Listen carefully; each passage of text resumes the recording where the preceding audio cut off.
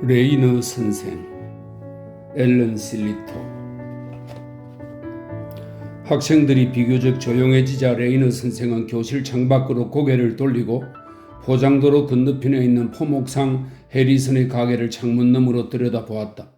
그러고는 뿔테 안경 덕분에 더욱 좋아진 눈으로 새로운 아가씨가 무명히 들어있는 작은 서랍장을 향해 머리 위로 손을 뻗자 군청색 원피스로 가려진 젖가슴이 거의 납작해 보일 정도로 늘어나는 것을 관찰했다. 그는 높은 의자의 발걸이에 대고 구두를 살짝 문질렀다. 이 의자는 그가 길 건너 해리슨 가게의 아가씨들을 좀 더 쉽게 관찰하려고 수위한테 거금을 주고 다리를 길게 늘렸다는 우스갯소리가 휴게실에서 오가게 한 작품이었다. 이제 학생들은 대부분 그가 한참 동안 딴 데 정신을 파는 데 익숙해져서 다들 아는 이유를 놓고 비웃을 생각도 없었고 그럴 시간도 없었다. 가슴이 납작한 아가씨가 2층 남승부 코너로 사라지자 이번에는 키가 작고 통통하고 젖가슴이 흡족할 만한 수준으로 훨씬 큰 아가씨가 카운터 한가운데로 들어서 방금 들어온 남자 손님에게 여러 색깔 넥타이를 상자에서 꺼내 바퀴살처럼 펼쳐 보여주었다. 하지만 그가 보기에 그녀는 아직 극단적으로 비호감이었고 모든 면에서 완벽했던 지난번 아가씨가 그만둔 것이 다시금 못내 아쉬웠다. 그는 도로와 포목점을 배경으로 그 둘 사이를 오가는 사람들을 아무 생각 없이 멍하니 바라보며 그녀의 이미지를 상기해 보았지만 죽은 지 열흘밖에 안 됐음에도 얼굴이 한참 동안 또렷이 떠오르지 않아 애를 먹었다. 그가 기억하기로 그녀는 18살이었고 키는 그다지 크지 않았으며 짧은 밤색 머리카락 밑으로 자라나는 이목구비는 거의 남성적이라고 할 수 있었다. 그가 속으로 수없이 중얼거렸던 것처럼 갈색 눈과 통통한 뺨과 균형 잡힌 입술은 아프로디테와 비슷하되 그보다 더 귀여웠다. 갈색 스웨터와 갈색 카디건의 옷차림은 상반신만 언뜻 보여주며 사람을 고문하는 조합이었는데 어느 여름날 그녀가 카디건을 벗어두자 얼굴과 마찬가지로 고전적인 분위기의 젖가슴과 땅딸막한 다리와 보기 좋게 통통한 종아리의 완결판이라 할 수 있는 조금 넓은 엉덩이가 드러났다. 그녀가 카운터에서 2층과 연결된 계단 아래쪽으로 자리를 옮기기만 해도 레이너 선생의 주옥 같은 연상 강의는 진부한 지시사항을 재빨리 전달하는 시간으로 변하고 학생들은 신나게 자유를 즐겼다. 기억이 하지 못하는 일을 상상은 할 수 있는 법이라 오랫동안 정성을 들여가며 아내와 가족에게는 공개할 수 없는 관능적인 상상에 몰두하자 손으로 만져질 듯한 이미지가 다시 만들어졌다. 그는 안경을 고쳐 쓰고 바짝 마른 치아의 뒷면을 혀로 핥으며 발을 의자 발걸이에 대고 다시 한번 문질렀다. 그녀가 걸음을 옮기면 온몸이 어찌나 절묘하게 움직이는지 매력이 한층 배가 되어 신발 속에 숨어있는 발 뒤꿈치와 풍성한 옷감에 묻혀있을 손가락 끝까지 그의 관심을 끌었다. 그때 큼지막한 무게도 전차가 앞면을 초록색으로 칠한 몸을 끌고 나타나 1층과 2층 사이에 달린 컬러 광고판으로 그의 시선을 가로막았다. 그는 느닷없는 박탈감으로 담배가 당겼지만 쉬는 시간이 되려면 아직 30분이 남아있었다. 게다가 10시에 시작되는 지리시간까지 이 반을 맡아야 했다. 배 안으로 차가운 물이 들어오듯 소음이 파고들어 그를 현실의 세계로 가라앉혔다.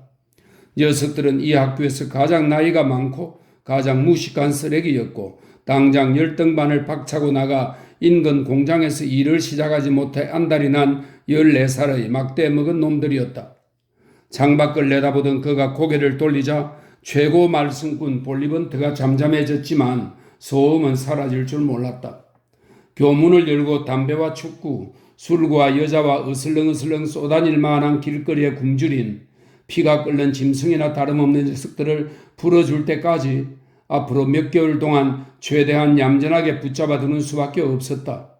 녀석들이 떼거리로 떠나면 그의 책임은 거기에서 끝나고 선생이 기록한 생활기록부는 그가 지금 먹고 살기 위해 관리 중인 이 고립된 정글보다 훨씬 더 손쓸 도리가 없는 꼬리표가 될 것이다.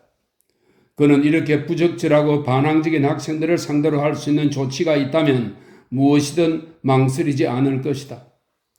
자, 그가 크고 분명한 목소리로 외쳤다. 이제 좀 조용히 할까? 소음은 여전했지만 고분고분한 분위기가 자리 잡았다. 레이너 선생은 엄격한 규율주의자는 아니었지만 25대 동안 교사 생활을 하면서 목소리에 군의가 생겼다. 그는 체벌을 자주 하지 않았지만 젊은 나이가 아니었고 언제든 마음만 먹으면 때릴 수 있다는 것을 아이들 모두 알고 있었다. 아이들도 피부로 실감했다시피 나이 먹은 선생의 주먹이 젊고 경험 없는 선생의 주먹보다 매웠다. 그래서 그가 조용히 하라고 하면 아이들은 보통 말을 들었다. 그가 말했다. 성경을 꺼내서 출애굽기 6장을 펴라. 그는 지저분한 45쌍의 손이 왜 그런지 모르겠지만 다른 책을 펼 때도 그런 것처럼 뒤에서부터 앞으로 책장을 넘기는 모습을 지켜보았다. 아이들이 저마다 뒤죽박죽으로 책장을 넘기자 여기저기에서 이따금 화려한 사파가 번뜩였다. 그는 한쪽 팔꿈치로 이마를 꿰고 높은 교탁 위로 몸을 기울이고 앉아 블리번트가 옆자리 아이에게 무언가 귓속말을 하자 아이가 키득거리는 것을 보았다. 핸들리, 그가 가차없는 목소리로 물었다. 아론이 누구지? 교실 한가운데 앉아있던 자그마한 아이가 자리에서 일어섰다. 성경에 나오는 아론 말인가요? 당연히 성경에 나오는 아론이지, 이 멍청아. 모르겠습니다. 정말로 몰라서 그러는 건지 멍청이라고 불린 것에 대한 복수인지 모를 일이었다. 어제 읽으라고 한 부분 안 읽었나? 이건 자신있게 대답할 수 있는 부분이었다. 읽었습니다. 라고 하는 밝은 목소리가 들렸다. 그럼 아론이 누구지? 아이 표정은 더는 밝지 않았다. 구름이 낀 것처럼 어두웠다. 잊어버렸는데요? 레이너 선생은 한 손으로 천천히 이마를 쓰다듬었다. 그러고는 방침을 바꾸었다. 안 돼. 그가 어찌나 큰 소리로 고함을 질렀던지 아이가 놀라서 움찔할 정도였다. 자리에 앉으면 안 되지, 핸들리. 아이가 다시 자리에서 일어섰다. 이 부분을 한 달 동안 읽었으니 내 질문에 대답할 수 있겠지. 모세의 형이 누구냐? 블리번트가 뒤에서 쫑알쫑알 읊조렸다. 그때에 주께서 모세에게 이르시되 유대인들은 모두 길쭉한 코를 달고 태어나되 아론은 네모난 코를 달고 태어날 것이며 가엾은 베드로는 가스 계량기를 달고 태어날 것이다.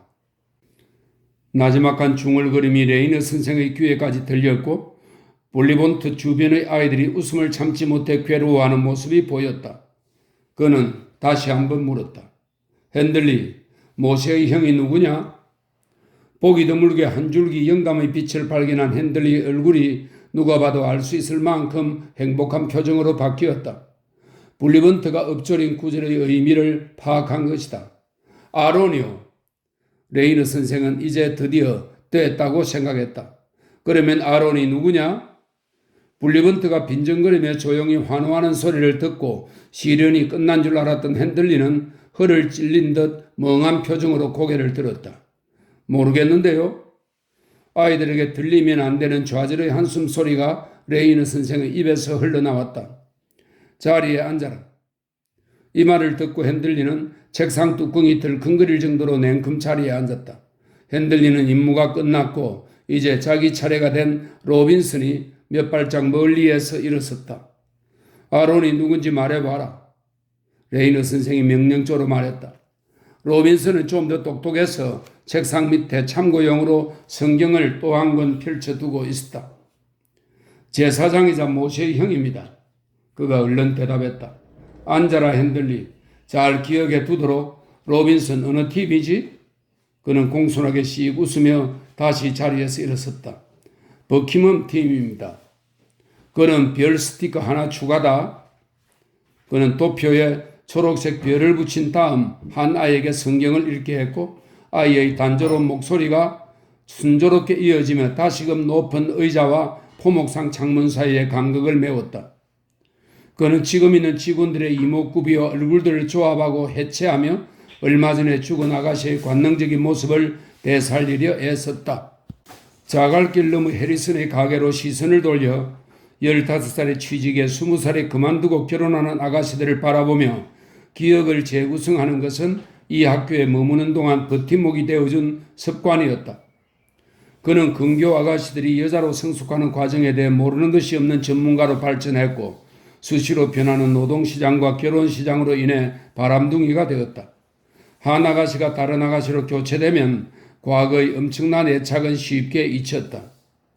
괜찮은 아가씨들은 언제나 그의 마음에 별 스티커를 붙이며 추억의 발자국을 남겼지만 그러다 쿵 하고 수입인지가 찍히듯 새로 괜찮은 아가씨가 등장해 예전 아가씨를 쫓아냈다. 추억이 이런 식으로 새로워졌기 때문에 어느 하나도 소멸하지 않았다. 하지만 마지막 아가씨가 그중 최고였다. 그녀는 혈관처럼 얽혀있는 누추한 거리에 느닷없이 등장한 미인이었다. 그는 그녀가 일하고 이야기하고 비가 오는 오후에 카운터에 서 있는 모습을 넋을 잃고 바라보았다.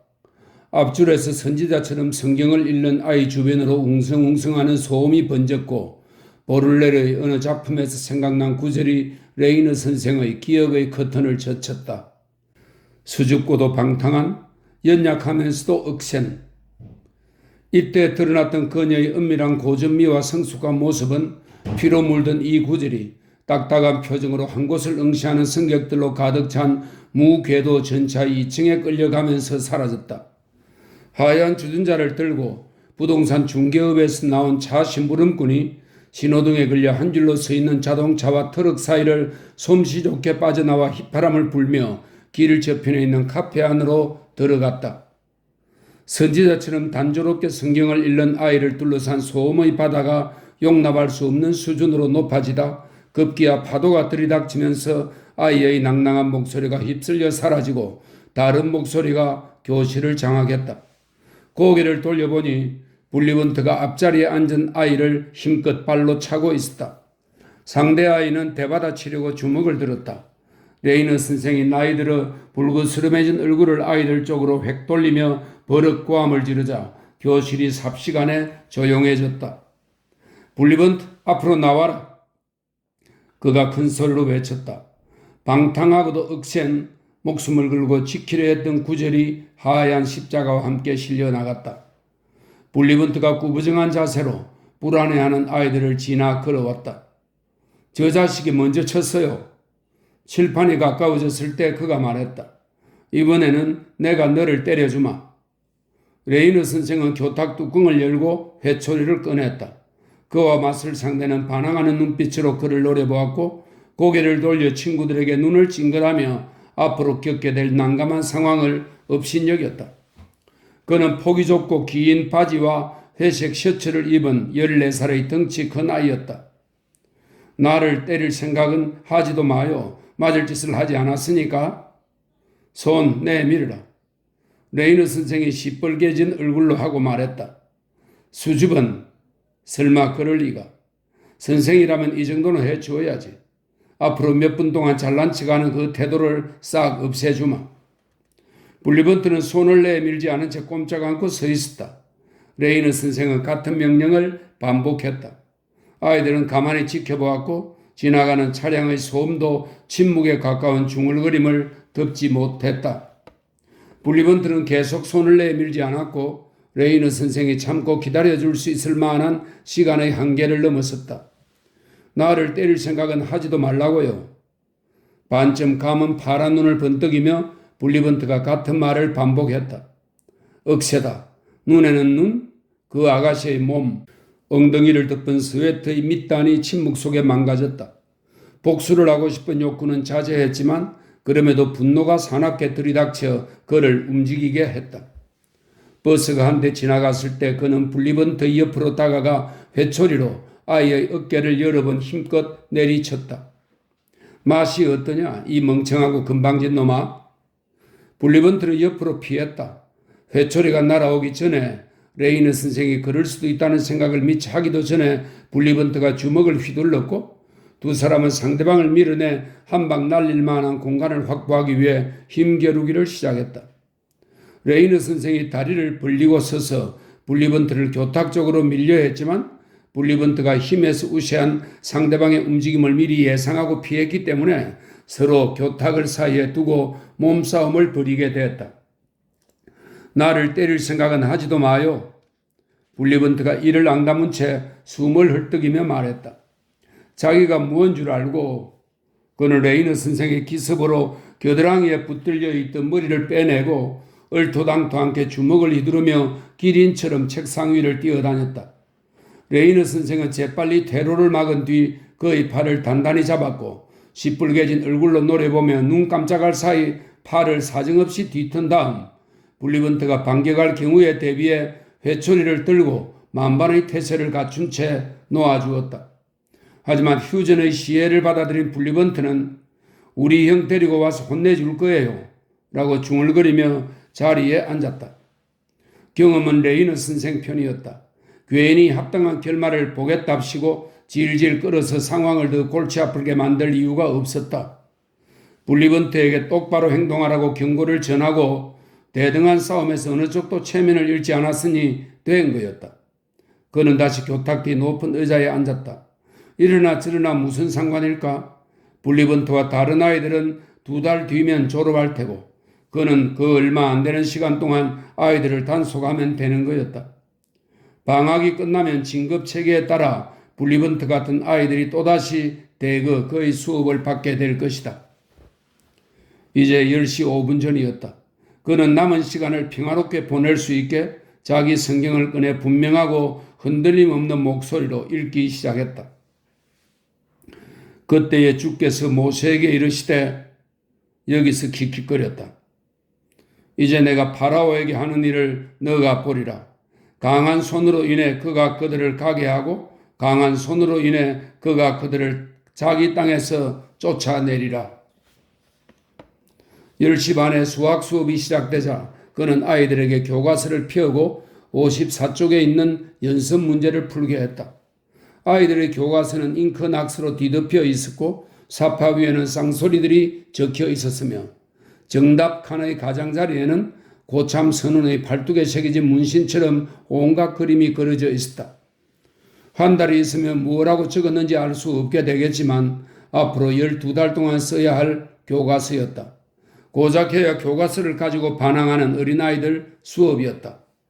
하지만 그것도 이해해야 할 부분이라 그는 오른쪽으로 고개를 기울이고 아이들의 소음을 잊은 채 길 건너 포목점에서 일하는 아가씨들을 바라보았다. 그가 기억하기로 마지막 아가씨가 최고였고 그는 저녁에 퇴근하는 그녀를 붙잡고 말을 걸어야 바보짓을 멈출 수 있겠다는 결론을 내릴 지경이었다. 이야말로 정말 근사한 생각 아닌가. 그런데 이미 늦은 것이 어떤 젊은 남자가 그녀와 사귀기 시작했는지 그녀를 버스 정류장까지 안전하게 발에다 줄이는 듯 했다. 포목점에서 일한 아가씨들은 대부분 이런저런 비슷한 이유로 포목점을 그만두었다.